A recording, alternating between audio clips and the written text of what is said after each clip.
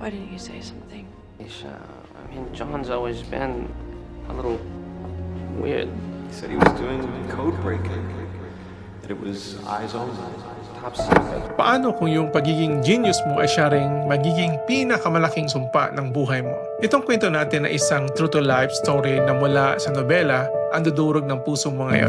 Yo, this is Cine Patrol. Today, pag-usapan natin yung may kakaibang gift ng talino. Alam mo yung feeling na sobrang talino mo pero habang nasa ruro ka ng tagumpay, parang may parte ng sarili mo na unti-unting nawawala. Yung tipong kahit marami ka nang napatunayan, may nakatagong takot na baka isang araw hindi mo na rin kilala kung sino ka.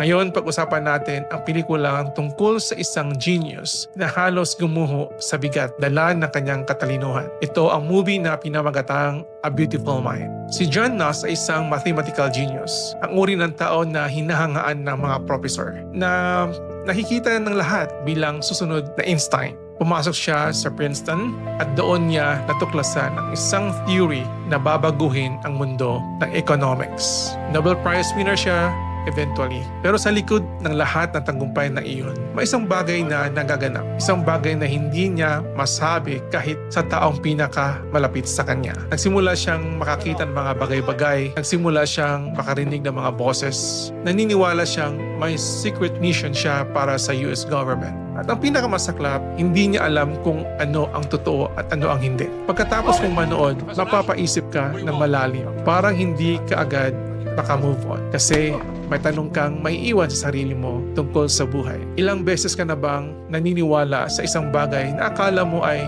totoo pero hindi pala? Ang pelikulang ito ay hindi lang tungkol sa sakit ng isip o yung tinatawag nilang schizophrenia. Ito ay tungkol sa pagmamahal. Yung asawa niyang si Alicia, played by Jennifer Connelly, ay isa sa mga pinaka-iconic na supporting character sa pelikula dahil yung ginawa niya ay hindi kayang gawin ng lahat. Si Russell Crowe dito ay sobrang galing din. Hindi mo mahalata kung kailan siya nasa loob at nasa labas ng reality niya. At yan ang intensity ng kanyang acting. At kung napanood mo na ang movie na ito, siguro naitanong mo din sa sarili mo, kung mangyayari ito sa taong mahal ko, kakayanin ko din ba? Yan ang uri ng pelikula na meron ang A Beautiful Mind. So mga kapatrolers, kung trip nyo ang pelikulang nagpapaisip at nagpapaiyak sa iyo ng sabay, ito na yon, A Beautiful Mind. I don't know if available pa rin ba siya sa Netflix or Amazon. At kahit way old na tong film, sobrang worth it pa rin panoorin ulit. So that's all for now, and don't forget to follow my page, Cine Patrol, and share ninyo ito sa taong kailangan ng inspiration ngayon. See you next time!